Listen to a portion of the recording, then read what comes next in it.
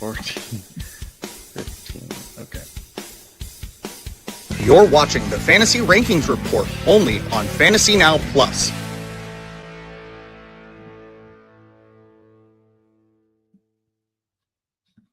Well, hello, everybody. We should be having an intro video playing, but it is deciding to not cooperate, and that is a part of life. So, welcome to the Fantasy Rankings Report. My name is Topher Kurt, but you can call me Topher, and I'm here with my co-host, Michael Flores. Michael, how are you today? I'm doing all right. I'm not on the IR, so I'll be fine. That is very true. So, the Fantasy Rankings Report, our show goes through multiple websites and finds the consensus rankings amongst multiple experts and brings that information to you. We talk about what players have the best range, what players are going to be best for you, what are situations you should avoid because some experts have somebody at running back 15 and some of them have them at running back 32. Where should you lean more? What are we learning about this? Okay. So, and my computer is being a little slow today, so I apologize for that. Okay. I am our wide receiver expert. Michael is our running back expert. And we are going to get started with our little rankings question of the day.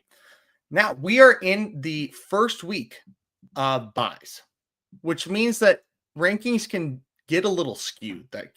They can be a little different than what we've seen throughout the beginning of the year. And I want to ask you what wide receiver tier you think some of these players are in now that we're at our first bye week and we have 4 teams on bye. Okay. So I'm going to start off with Jamar Chase. Oh man, Jake Browning as quarterback. Jamar Chase unfortunately is probably a low tier 2. He is currently wide receiver 11.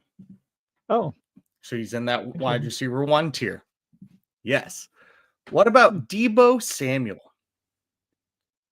so he did go off for me a couple weeks ago. I am probably going to stick him into a high level tier 2. Okay. Hey, he is wide receiver 12. Oh, As we borderline. all Okay, thought I going like in. it. Yeah, still wide receiver 1 tier, but just like we all thought, Jamar Chase and Deebo Samuel being ranked next to each other at the fifth week of the season. Same thing. Okay, the struggling Brian Thomas Jr. I want to say 3, but it seems like I'm a whole tier behind on everyone. So let's go with a low tier 2. You're absolutely right. Low tier 2, wide receiver 24. Good. What about T. Higgins? So T. Higgins has been spending a lot of time on my bench. He has not been what I've expected this year. I wouldn't be surprised if he is close to that 35-ish range. Let's go tier 3. He's middle of tier 3, wide receiver 3. Good. And one more to kick it off. Cooper Kupp. All right. So I haven't been paying attention to Kupp at all, but I have heard some rumblings that he's actually not doing too bad right now. But I'm going to stick with a upper tier 3. He is middle of tier 4, wide receiver 42. Yeah. So some of these rankings can get really interesting as we have some bye weeks. Like somebody rated Chris Olave as wide receiver 14. That's extraordinarily high. And his rank is wide receiver 22 in our consensus rankings. So it could be It could be something that you're looking at these rankings and you go, why is he that high? Why are we putting him there? You have to remember that you've got like Roma Dunze, DK Metcalf. They're on bye right now. Matthew Golden, Romeo Dobbs, 3 TD Romeo Dobbs is out there on bye as well. Good. We're going to move on to our next section. Take it away, Michael. All right, so we're going to go into our steady and safe. This is the part of the show where we highlight 3 players in our positions of expertise that the consensus agrees on. Now, like you said, we're in a bye week. Some of these are going to get a little interesting. Some of them are guys that you know that are definitely your steady and safe pretty much week in, week out. My first guy, I'm going with Travis Etienne Jr. He's actually listed as an RB16. His ranking is anywhere between 14 and 17. He is coming off a great game against San Francisco. He rushed for 124 yards, and fantasy-wise, he's been very consistent. You know, his worst week was week 3, where he only scored 11.6 points. But he had an 18.6 week 1, 16.9 week 2, 19.5 point week 3, where he just went off on San Francisco. So he's steady. He's definitely safe. And he's going up against the Kansas City team, who is giving up an average of like 127 rushing yards. Somehow they held Derrick Henry in check last week, which, to be fair, everyone kind of has minus Buffalo, which has been very surprising to me. Like, I understand he's getting older, but this is not what I was expecting out of Derrick Henry. I think he fumbled first 3 weeks, but they also gave up a 71-yard run to Justice Hill. So it's not necessarily we can stop Derrick Henry, we can stop anyone. That's not really happening, because they also gave up another 48 to Lamar Jackson. So really it is just kind of a Derrick Henry thing right now. And if I'm going to go with someone that's on that Jaguars team who's doing fantastic, which I didn't realize they're 3-1, but that's going to be the guy I'm going to go with. There you go. Yeah, I was not in on him at all this offseason, and he's been one of those players that has very much proven me wrong. And when it comes to me doubting a player and them proving me wrong, I'm happy for them, because it's their life. Like, it's their livelihood. So I'm glad that me sitting on my couch yelling at the TV that I'm wrong. I want to talk about Jordan Addison again.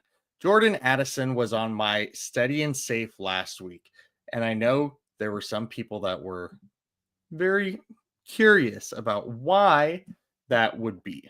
Well, if you did not see Jordan Addison's performance last week, Jordan Addison, after being suspended for 3 games, played against Pittsburgh, had 8 targets, 4 receptions for 114 yards. He had like a top 10 receiving yards on the week. He had fantasy finish of wide receiver 20 without scoring a touchdown.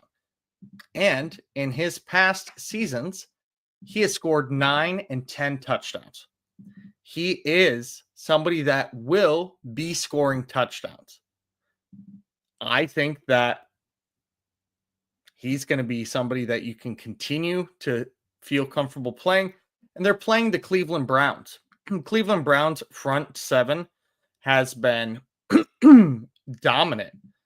The Minnesota offensive line is not great, and they're going to tear through that and stuff the run game.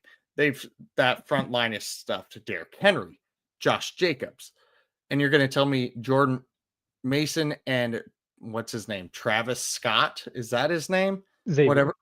Xavier. Okay. That those two are going to be breaking through Myles Garrett and what else they have up there? Not at all. Not at all. They're going to have to pass to win. And so Jordan Addison is still going to get the ball. Wide receiver 29, I think he's very steady and safe this week. I like it. Way to call your shot last week, too. Love it. Absolutely. My next guy, we're only going down a little bit further on the list. When you start looking at the rankings for running backs, there's names that sometimes you wouldn't have expected to be pretty much on the top 72 list. This was a guy that was getting drafted early in some leagues, and I wasn't in on him either.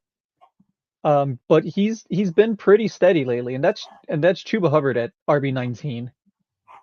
At this point right now, you can count on him to get you at least 10 points.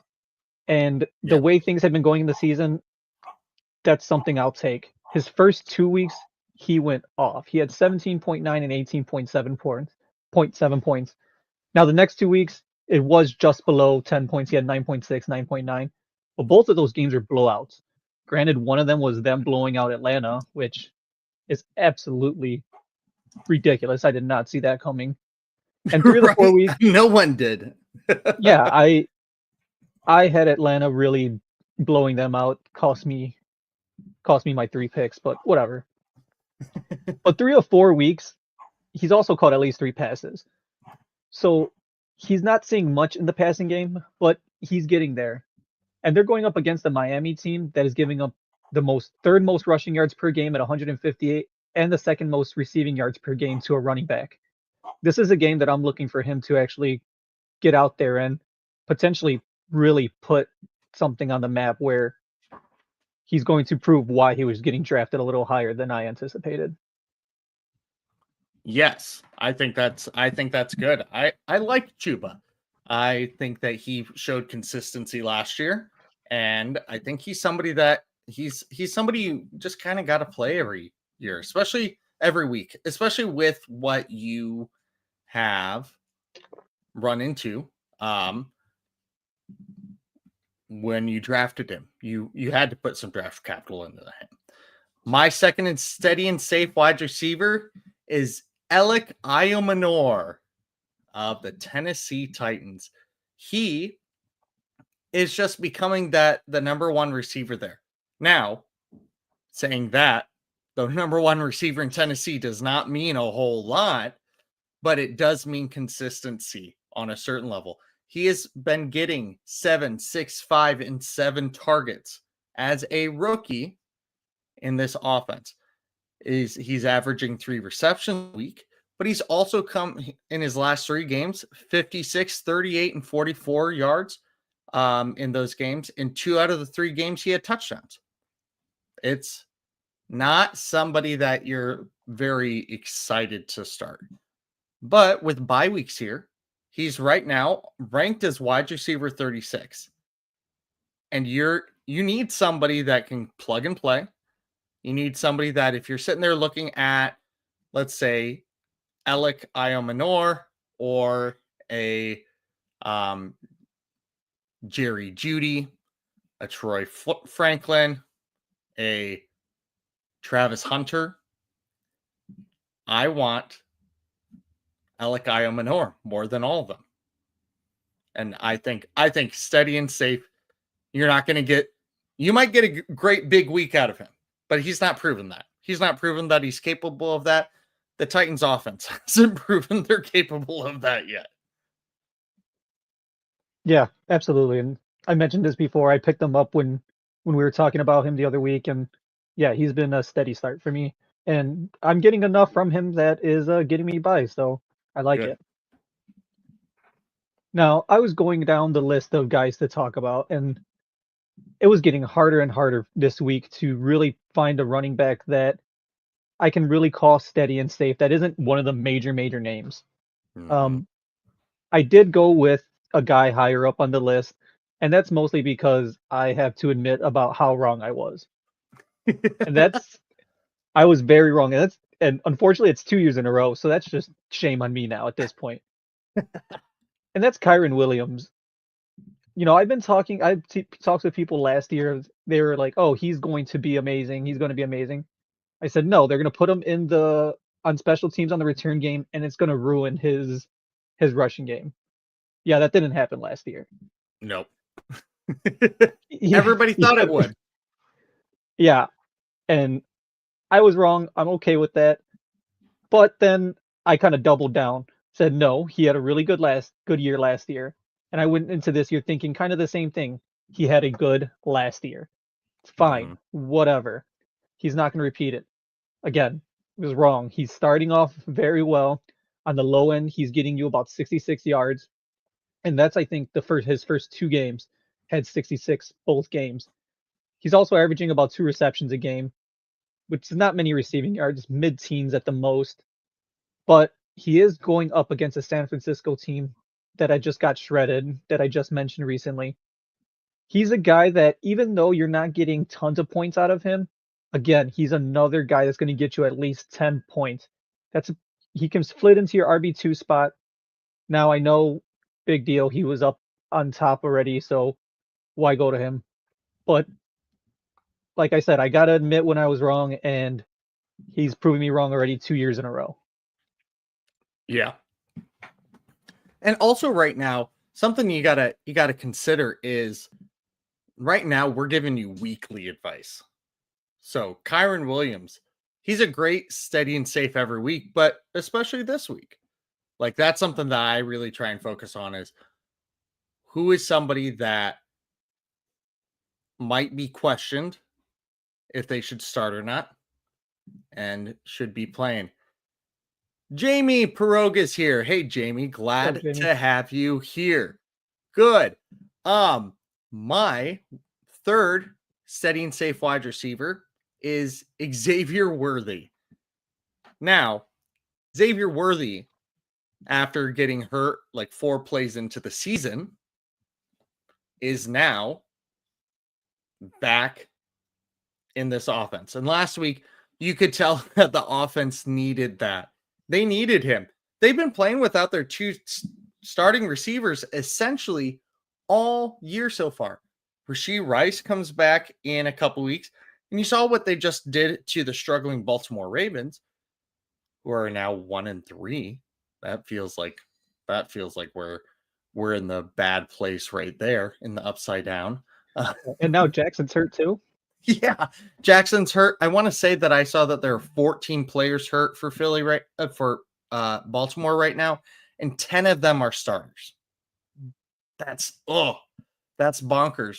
But going back to Xavier Worthy, he is the focal point of that offense. The running backs aren't doing stuff. Tyquan Thornton is kind of playing the ancillary role to Xavier Worthy, something I talked about last week, or maybe I even said it on my other show, my Sunday morning live show that I host with our good friend Jamie Pirogue right here. But Xavier Worthy, wide receiver 17, you cannot leave him on your bench. I know that injury, we weren't sure how he's going to come back from it. Oh, he's back. Jamie, riveting that you woke up from a nap. Proud of you. And the Ravens turned into the Browns. They kind of did right after they played the Browns on their 30th anniversary of moving to Baltimore. Did this big hoorah. And then after the big hoorah, we're like, just kidding. Okay. Before we go into our next section, experts against experts, I want to mention that the show is brought to you by Fantasy Now Plus and this Fins Talk Sports Network. Please subscribe to both channels. Links are in the descriptions below. Please make sure you're checking out what we are doing. The main part of our show, the meaty part of our show, is experts against experts. In this part of the show, this is where we each highlight 5 players in our positions of expertise that the consensus disagrees on. We will each talk about one from each of our tiers. So for example, wide receiver 1, 2, 3, 4, 5, so on and so forth. I'm going to start us off with the wide receiver 1 tier. Talking about George Pickens. As we all thought I would be bringing up in the wide receiver 1 tier this year, George Pickens. He's got a small little range of 3, but again, that the difference between rankings in that top 12 are not going to be as dynamic as later on. He's currently ranked wide receiver 7. In his last 3 games, let's talk about this. He has a 21% target share, 29 targets, 18 receptions, 4 touchdowns, 270 yards, and 57% of the team's end zone targets. 57%. That is awesome. That is amazing for fantasy purposes. He had 2 touchdowns against the Packers last week, and then the weeks before, week 2 and week 3, had 1 touchdown in each of those games. Also, that week 2 game, CeeDee Lamb was still healthy. So, you can't just be like, oh, CeeDee Lamb was out. No, he wasn't. Plus, we're talking about this week. This week's George Pickens. You're watching Dak Prescott play out of his mind. Dak Prescott is playing so well. He actually has the most passing yards in the NFL right now with 1,119. And the last time George Pickens faced the Jets, he had 5 catches, 111 yards with 1 touchdown. Like you don't just get that. You don't just get that by, okay, luck. He was playing on the Pittsburgh Steelers last year, who had, I don't even know who his quarterback was at that time. I don't think he even wants to remember who that was. George Pickens has 9 less receiving yards than A.J. Brown and Devonta Smith combined, with double the touchdowns of them combined, despite 15 less targets.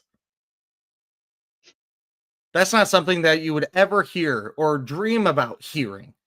You don't want to hear that for anybody because you're drafting A.J. Brown and Devonta Smith above or right about at the same time as Smith and Pickens was probably a dilemma for you in your draft. Who do I take? I probably would have taken Devonta Smith. Right now, George Pickens is washing them just right off the board. I think that he is in your wide receiver 1 tier. I think he comes again in places in the top 5, top 6 for wide receiver this week against the Jets. The Jets, you just saw what the Jets allowed to happen with the Miami Dolphins on Monday night. And Tyreek's poor leg, was awful to see. They still let that happen with Tyreek going off to the hospital. I'm very much in on this week. In on George Pickens this week. Yeah, absolutely. He cost me my match last week. Combination of him and Jane T just absolutely destroyed me. Yep. My RB1 tier guy, I'm sticking with the Jets. We're going Breece Hall. He's RB8. Right now, he's 7 to 11. And then, people were really worried about Fields coming in and taking away his rushes. It's kind of been the opposite. The 2 games that Fields played are the 2 games, I guess he played, he started 107 and 81 rushing yards. That's week 1 and 4. This last game, he caught 5 passes on top of that. He had over 16 points in both of those games. Now, the 2 that Fields was out with a concussion combined for 50 rushing yards. As much as we thought Fields was going to hinder him, Fields is the guy that is making him look even better. People are worried that Fields is going to take off, and they're just giving it right to Hall. So who are they going up against next? Dallas. Now, did Green Bay beat them last week? Nope. Bears beat them, though. Just got to throw that in there a little bit. But the Dallas defense is struggling. They've given up the most receiving yards to running backs all year. They're 20th in the rushing yards per game, rushing yards allowed per game. This is going to have the makings of a huge game for him. Not only that, but now Braylon Allen is out. Braylon Allen was a little bit of a struggle to start the game last week, fumbled it on the 1, then came out with injury. Yeah, he is probably done. So right now, Hall was already taking the brunt of the rushes. He was on there most of the time for the passing plays. He is going to be out there even more. And I got to go Breece Hall regularly. I was excited that Fields was coming to the team with him. I'm even more excited now. Oh, yeah. I I think that's a good one. I love the talent of Brees Hall. I love his talent. I just wish that he got some better opportunities sometime. But with Justin Fields on the field, he seems to get those. So run with this. Literally, run. He's your running back. So you should be running with it. Got a couple comments here. Bryson, he's asking, should I do this trade? Josh Allen, Devontae Adams, and Derrick Henry for Amon-Ra, Rashee Rice, and Kenneth Walker. Well, straight up, there's some questions with it. Is this a 1 quarterback league? Is this a 2 quarterback league? Is this dynasty? Is this redraft? Is this PPR, half point, standard? So there's no way we can give a good evaluation on that information alone. But if you copy and type in your information about that, what kind of league it is, dynasty, redraft, keeper, or like what kind of scoring it is, what kind of roster formation, that's going to be very helpful. Jamie Perog asks, with with Braylon Allen out, do you think Isaiah Davis can be a sneaky deep start? What do you think, Michael? So without getting too much into it, because I am going to touch on that in a little bit, maybe yes. Okay. But I think this is going to be the week that will help you determine that. Awesome. Well, stick around, Jamie. Stick around. Okay. Wide receiver 2 tier. This one hurts to talk about. AJ Brown, wide receiver 21.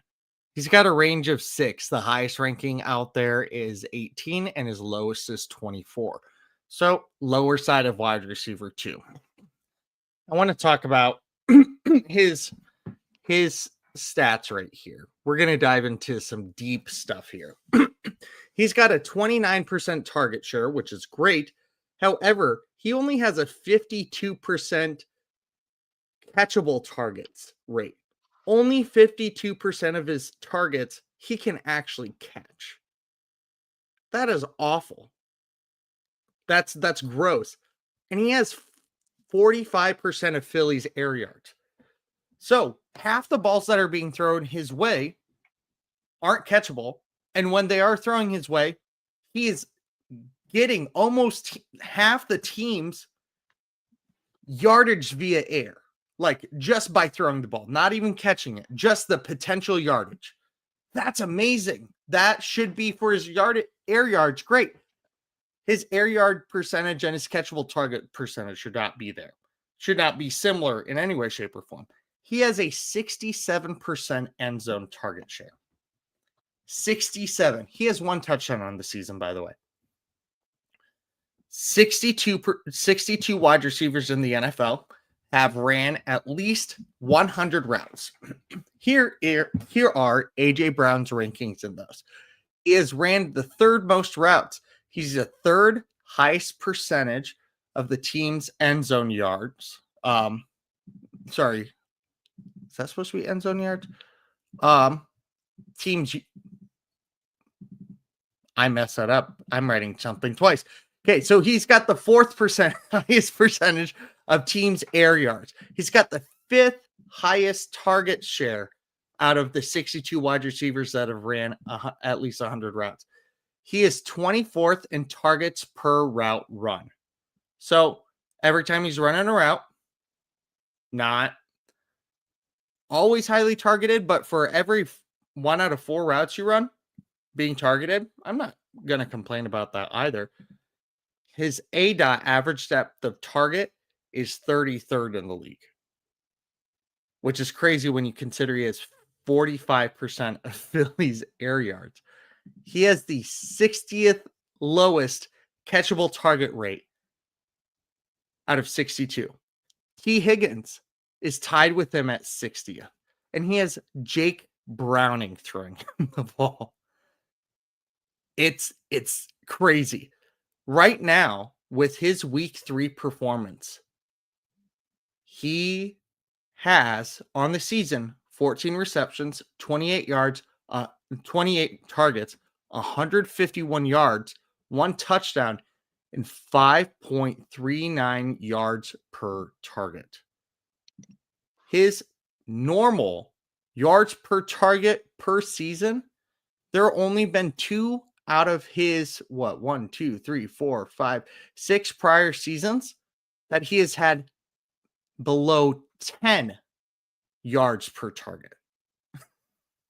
Well, So now he is at 5.39. You take away his week 3 game where he actually looked like AJ Brown and everybody was like, oh, thank God he's not dead. And then he died again. 8 receptions, 18 targets, 42 yards, 0 touchdowns, 4.05 yards per target. In 3 out of his 4 games, he has totaled 42 yards, not 42 yards a game, totaled 42 yards. Alec Iomanor has had more yardage in games on average than what he's having right now in 3 weeks. Players that have more receiving yards than him if you take away week 3. Greg Dortch of the Arizona Cardinals, Malik Heath, Green Bay Packers, Casey Washington of the Atlanta Falcons, Chris Moore of the Washington Commanders, Isaiah Bond of the Cleveland Browns, and teammate Jahan Dotson. AJ Brown is firmly on my bench because, yes, he's going to have weeks right now where he does AJ Brown things. But if I have a 25% chance of him doing that, or a 75% chance that he does not eclipse 18 yards in more than 3 receptions in a game, no. That's why you look at people that are steady and safe. I'm starting a Jordan Addison over him. I'm starting an Alec Iomanor over him. I'm starting a Xavier Worthy over him. That's disgusting to say. I don't like it because I came into the season going, hey, Brown, one of your most consistent things. Boom. Now, Jamie has brought something up. So you're saying that big games are coming for AJ Brown. Positive regression, right? Not with how the team's playing right now. They're winning games. Why would they change what they're doing? They have not lost a game in 2025. They are the only professional organization that has not lost a game in 2025, I believe. I think I saw that today. The only professional sports organization that hasn't lost in this calendar year. Why would they change? Yes, he's a squeaky wheel. Squeaky wheels get cleaned. They get fed. He'll have that. We know that. But do I want to trust that that's going to be next week because he tweeted a Bible verse? No. I don't want to do that. I don't believe that. He just said a couple hours ago about Philadelphia, this is my home, on Twitter. Right after he tweeted this Bible verse about if they're not respecting you, I don't remember exactly what it was, but it was like, shrug it off and go find your own way. And I was like, oh. And everybody's like, oh. AJ Brown. Until they start passing the ball. They didn't even have positive passing yards last week in the second half of the game. The second half of the game, they did not have passing yards, period. Period.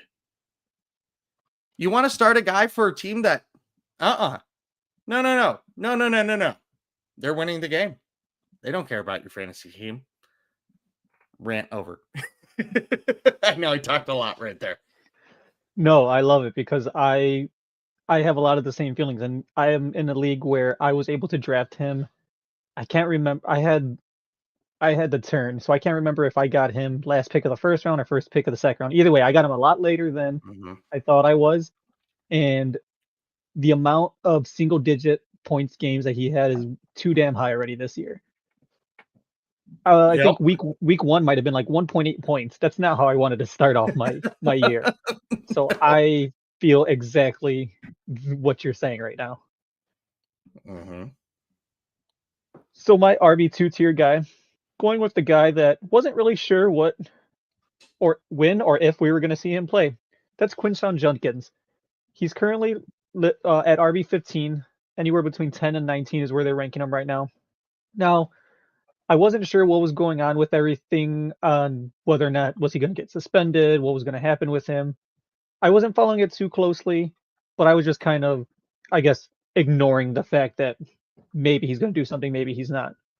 Well, week 2 was his first game. He had 10 attempts, and then next 2 games, he doubled it, almost doubled it each game. I believe he had 18 and 21 on the next 2, and that was good enough for 94 and 82 rushing yards those 2 games. He also had 4 receptions last week. He's kind of that bright spot, I guess, right now in Cleveland. Like, yeah, sure, they look good against the Packers. It was just a lucky win. The way that whole week went with every single team on blocked field goals Yeah. and everything just going crazy. It was a lucky win. Now Flacco's out. They did announce Dylan Gabriel is gonna be starting, which now there's a whole bunch of drama apparently with Shadur, but we'll see what happens there. But I'm thinking the way I'm seeing it this week is that he could see a lot of work early on, because this could turn out to be a blowout against Minnesota. The Browns can probably start by halftime having to throw the ball quite a bit. But with a rookie quarterback, they're going to try to rely on a guy that has been doing well for them. That's Judkins. With first start for Gabriel, I'm sticking to it's going to be early points for Judkins. Minnesota is averaging 130 rushing yards allowed per game, and they even let Gainwell go off last week for 99 yards against them. Like, Minnesota has a great defense, and yet their rushing defense is just struggling. What kind of Judkins, paradox do we live in? Goodness. I know. Kenny Gainwell. 99 yards. I didn't get to watch that game, but just looking back at the highlights and stuff, I don't understand what's going on with Minnesota. But that's Judkins' time to be able to go and cement himself as one of the better rookie running backs right now. I absolutely agree. I think that this Browns rookie draft was pretty incredible for them. And we're going to see it pan out for them, especially with Dylan Gabriel now taking the helm. You knew that Joe Flacco wasn't going to be your future.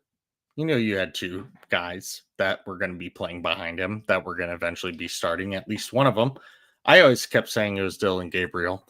People were like, no, it's going to be Shadur. No, they drafted Dylan Gabriel in the 3rd, guys. Come on. They're getting more publicity with Shadur, and they think that he has talent, which he does, but I like Dylan Gabriel better. Jimmy Perogue, all the picks were great until they drafted shittier Sanders. Okay. Yes, you're absolutely right. Broly _619. Yo, I traded Puka Nacua and Omarion Hampton for Derrick Henry and Saquon Barkley. It's non-PPR. Did I lose horribly? Yes. I don't care what kind of league this is, because I did ask that about a question earlier. I'm sorry, man, or girl, or person. You lost. No matter what, no matter who you are. Nacua is the most surefire thing in fantasy football right now. He's going, barring an injury, he will be the number 1 wide receiver in fantasy football. He was the number 1 wide receiver after 3 weeks, and he didn't have any touchdowns. And now he scored a touchdown. And Omarion Hampton is on the up right now. I mean, he looked great last week. And Derrick Henry is on the down. He looks like he's not Derrick Henry anymore. I hope he doesn't end his last season like this, but Derrick Henry and Saquon Barkley would have been great last year. but they're much more name-based this year. Saquon Barkley's yardage per game has gone down drastically this year. He is not the same player. And again, like I talked about with AJ Brown earlier, Philly's winning games. Why? Why would they do anything differently?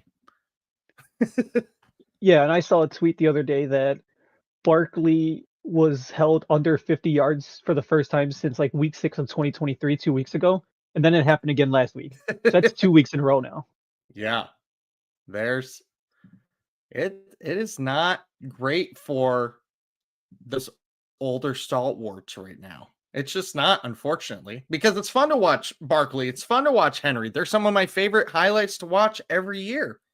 But in fantasy, they're not producing. They're not producing, especially for where you drafted them. It's that Madden curse. Yeah, it is. AJ, is this my husband? It is not, because he would use capitalization. But who, and he doesn't like football at all. He only roots for Baker Mayfield's butt. That's what he has told me. So who wins this trade? Saquon for Derrick Henry and DK. I'd say DK, Derrick Henry, because you got two assets that can both be stellar at points. DK is going to be still a great 1 week, mid the next few weeks kind of player. That's my thought, Michael. Yeah, I was looking at that, and just for the DK alone, I think is a kind of a higher ceiling if they continue with what they're doing with Saquon.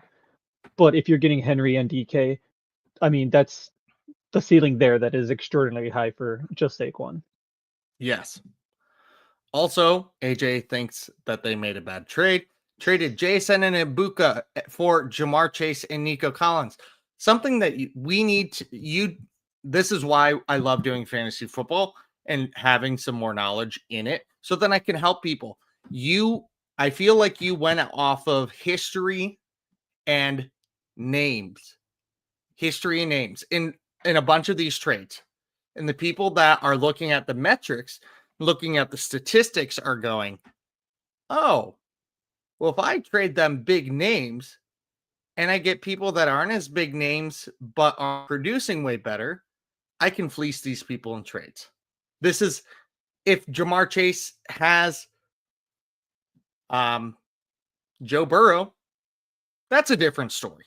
That's a very different story. I see this trade going very well. I think it's even. But if you traded for Jamar and Nico after the injury, which I'm assuming you did, Jason is a top 3 receiver right now. Ibuka is going to be a top 10 receiver by the end of the season. Nico is not right now. Neither is Jamar Chase, but they were last year. This is why you keep involved. This is why you stay invested. Like, hey, let me look at who's producing right now in fantasy. You can literally just go on whatever app you use. I use Sleeper. Just sort by fantasy points or sort by yards. I sort by yards and targets and receptions all the time. Fantasy Pros, you can go on there, find all those stats, and you can dive in a little more with those stats. But you can find very basic things that go, oh, this player's yards per carry is 3.6, while this one, while he has 12 less rushes, his yards per carry is 5.5. That's the player you want. So I'm glad that we're getting some of these. Hey, I think I'm cooked. Sometimes you are. So now here's what you do. You try and make a trade with somebody else. You send them Jamar Chase, and you go out and you get somebody that has a little bit more juice to them, and you see a little bit more consistency with them, rather than just hoping for the best on some of these players. Like, if you can get Xavier Worthy for Jamar Chase for the season in a redraft league, run to it, get it, take it. What do you think, Michael? I know I'm talking a lot. No, you're absolutely right. I mean, there's really nothing to add to that. He gave up 2 guys that are absolutely performing right now, and if it looks like they're going to keep performing, for a guy without or two guys without a quarterback, to be honest. CJ Stroud is non-existent right now. Mhm. So unless all of a sudden, like Jamie said earlier, there's going to be some positive regression, I mean, it's not looking good. No, it's not, unfortunately. However, let's talk about a player that has a really good quarterback going for them. In my wide receiver tier, we have Stephon Diggs at wide receiver 31. He is 32 years old. He's got a range of 8. Highest ranking is 28. Lowest ranking is 36. Now, wide receiver 3 tier, Stephon Diggs. You might be like, okay, why is his name being brought up? Yes, he had a good game last week. Yeah, he had his best game of the season as a Patriot. Here's what has happened in his few weeks. He, as a Patriot, week 1, 23 yards. Week 2, 32 yards. Week 3, 57 yards. Week 4, 101 yards. So by that logic, this week he'll have like 217. It'll be great. But not really. But he is improving. He's getting more comfortable with Drake May. Drake May, who has the 6th most passing yards in the league with 988. He has the most passing yards in the league if you take out the 5 people above him that have 1,000 passing yards or more. So if you just take the top 5 out, he's best. He's got a 19% target share. So that's not amazing. It's not bad by any means, but it's not anything that you're going, oh, okay, he's dominating in that. He has 0% end zone target share. That's something that needs to improve and go up. However, he does have 19 receptions on 22 targets.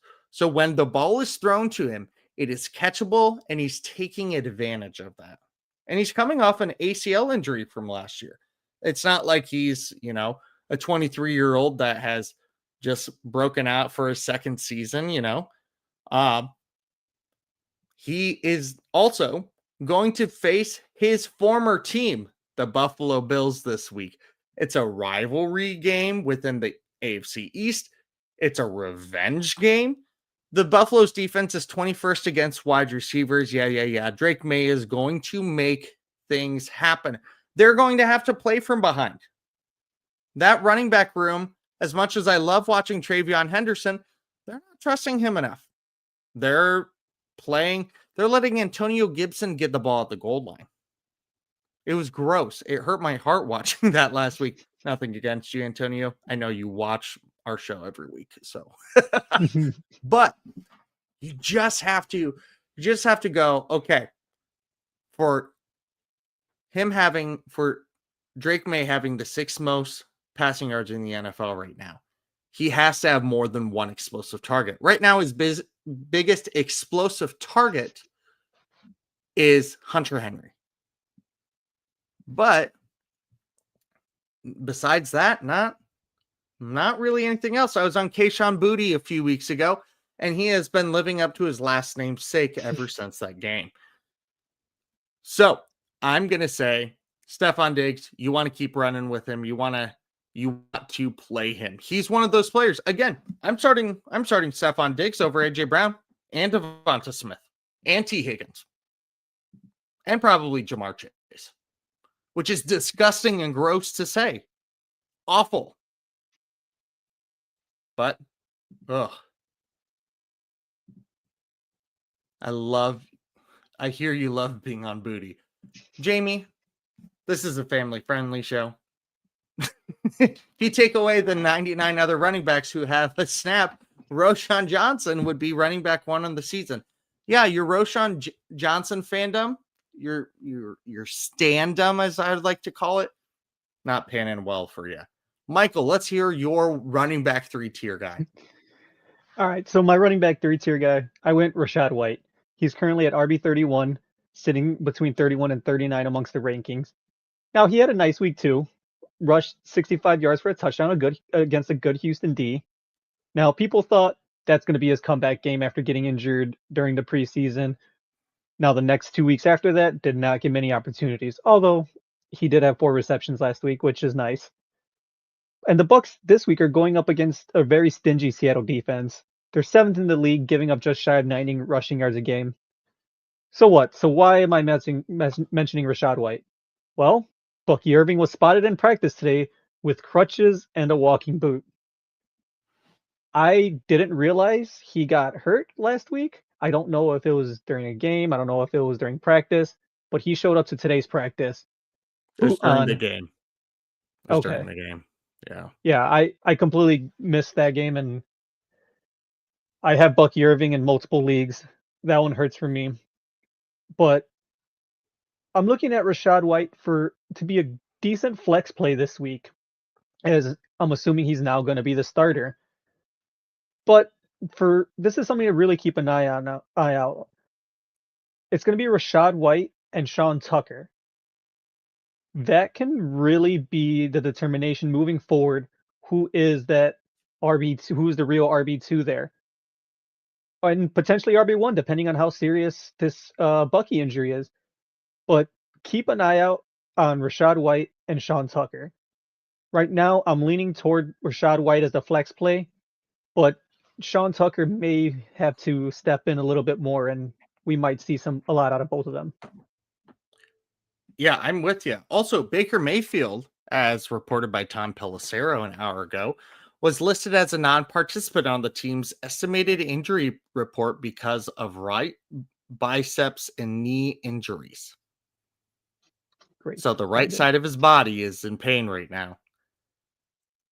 So White might be just that much more important because we've seen him be a top fantasy running back. He's done that before. He's produced very well. And with Bucky, I would say that they're not gonna play Bucky this week. I would be, if they want him to be healthy the rest of the season. I don't know. I don't do health, but but I think that Rashad White has a potential to do some good stuff. I like it. Wide receiver 4 tier, Darius Slayton of the New York Giants, wide receiver 43, has a range of 18. Our highest expert ranking has him at wide receiver 33. Our lowest has him at 51. I think that it is very interesting to see what Darius Slayton will do because Malik Neighbors went down, unfortunately, for the end of a season. I'm in a guillotine league where every week somebody gets cut. Going into week 4, I spent over half my fab money free agent budget on Malik Neighbors. So I'm going to be cooked in that league here pretty soon. But Darius Slayton, let's talk about him. He has had 4 700-plus yard seasons. He is not anybody that's going to replace Malik Neighbors by any means, but he's shown that he can be a useful asset. He's not had much in the touchdown category besides his rookie year where he had 8. The rest of them, he had 2, 3, or 4 touchdowns. You also, however, have Jackson Dart at the helm, who was a lot of fun to watch. He was a lot of fun to watch. He believed that me as a white person has athleticism again. They're also playing the Saints, 12th worst against wide receivers, but the Saints just look awful. The Saints are one of the worst teams in the league right now. I'm not overly confident that they can stop Darius Slayton. Something else you need to remember is following the money. Darius Slayton this offseason signed a 3-year, $39 million contract. They're not going to just, is it 39? No, 36. Sorry. $36 million contract. They're not going to just let him sit on the wayside for an average salary of $12 million a year. No, he's going to be involved. Last year, when Malik Neighbors was out weeks 5 and 6, Darius Slayton had a 29% target percentage, 11 targets per game, 56.9% of the team's air yards, 2.49 yards per route run, or 89.5 yards per game, and 36.5% first read share. However, you also need to look that when he Didn't have Malik Neighbors. He averaged 18.95 fantasy points per game. On the other hand, as Heath Cummings in his tweet says, Darius Slayton played 67 games without Malik Neighbors before last year and averaged 43.7 yards and 8.8 fantasy points. So literally 10 fantasy points less. He's somebody that I would risk playing him this week with a bye week. If you need him in a flex play, I start him because there's opportunity. There's a lot of opportunity there. And they're playing the Saints. It's not like they're playing, I don't know, who's a really good secondary this year. I am struggling with that right now. But it's not like they're playing the Broncos, or it's not like they are playing the Minnesota Vikings secondary. They're playing an easier team. Yeah, absolutely. And I do have him in a deep dynasty league, so he's definitely being looked at for consideration right now. Good. So my next guy, I'm going with Amari DiMercato. RB 39, 35 to 47 range. Third on the depth chart going into this season behind James Conner and Trey Benson. Because of that, wasn't seeing any action. Zero rushed attempts, 0 targets first 2 weeks. Well, Conner got injured. He's done for the year. Mm-hmm. He's going to get some time, right? Still didn't see much. Week 3, 0 yards on 2 attempts. Last week, only 2 rushing attempts and 2 targets at the end of the game. Well, now Trey Benson's on the IR. So the injury carousel just keeps on going. Arizona's RB3 to start the year is now their RB1. But the thing to watch out as well is that Michael Carter was also elevated from the practice squad. Mm-hmm. They're very similar-ish players. What's good for both of them, really, is that they're going up against Tennessee this week. This is a good way to get your feet wet to see what they have. So which route is Arizona going to go moving forward? I like DiMercato to start, but just like I said last time on the last tier, you're going to have another guy to watch out for, and that could be Michael Carter. So right now, DiMercato and Carter are 2 guys that you're going to have to pay attention to if you're going to need some replacements for any of your guys that are injured, because it's probably half the league. Yes, it is. It's crazy. Yeah, and Arizona hasn't been a shining star either. But again, injuries abound. Welcome to week 5 of the NFL season, where byes and injuries make you start somebody like Amari DiMercato. My wide receiver 5 tier, who I am taking a chance on, is Isaiah Bond. He's actually in the wide receiver 6 tier. I did not like the receivers that were listed in our wide receiver 5 tier more than him. He's right outside of that wide receiver 5 tier. But I like Isaiah Bond more than Kayshon Boutte, Marvin Mims, Tyquan Thornton, Rashad Bateman, Jalen Tolbert, Kavontae Turpin, Sterling Shepard, Kendrick Bourne, Terry McLaurin. Obviously, if Terry plays, that'd be a different thing, but he's kind of rated lower because of injury right now. Josh Palmer, Hunter Renfrow, McCaffrey. I think Isaiah Bond can be better than him right now. Cedric Tillman is on IR. He was a great receiver in college. There's some off the field issues that led him to not be drafted, but he's been picked up. He led the team last week against the Lions with 58 yards. Not anything amazing, but 58 yards, leading the team in your 4th week as a rookie right here. You know what? He has more yards than AJ Brown in 3 of his 4 weeks. And he only did it on 3 receptions. Though he's the bona fide wide receiver 2 right now. Bond ran 27 routes on 37 dropbacks in week 4. I think that they're going to continue to lean hard into their rookies. They've got a rookie quad right now. Dylan Gabriel, Quinshon Judkins, Harold Fannin, Isaiah Bond. They all start creating chemistry that could genuinely change the Browns franchise. But I digress. We're talking about this week. I'm saying Isaiah Bond is a good guy to throw in there. Just take a shot. I think that he could do something this week. Awesome. My RB5 tier guy, started off with the Jets, finishing it with the Jets. Jamie had to hop out, but I'm going with Isaiah Davis. He's RB51, anywhere between 46-55 range. Now, he had 2 attempts week 1 for the Jets, 18 yards. Saw some action last week, 3 rushes, 2 targets. But why do I keep talking about the backups? Because this is the season of injuries. And Yep. Braylon Allen is now hurt, going on the IR. So, yeah, Breece Hall has been doing well. Yeah, he can play out there a good portion of the game, but someone else has to go back in. Now, they did let Isaiah Davis rush early in the game, actually, this past week on Monday. And granted, he only had a couple attempts, but he looked pretty good. He looked comfortable. He was able to get, like, I think it was about 3 yards on average. And right now, these are just good guys to watch for deeper leagues and for bye weeks. I do think that he might be a sneaky play to be able to, if you got a flex spot in a deeper league.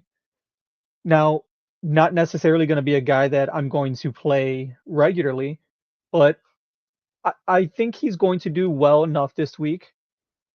He might not do extremely crazy, but I mean, it's been a weird year. I mean, anything can go any way this year. And if you're going up against Dallas, I feel like anybody can beat Dallas. Not Green Bay, but anybody can beat Dallas. Ouch.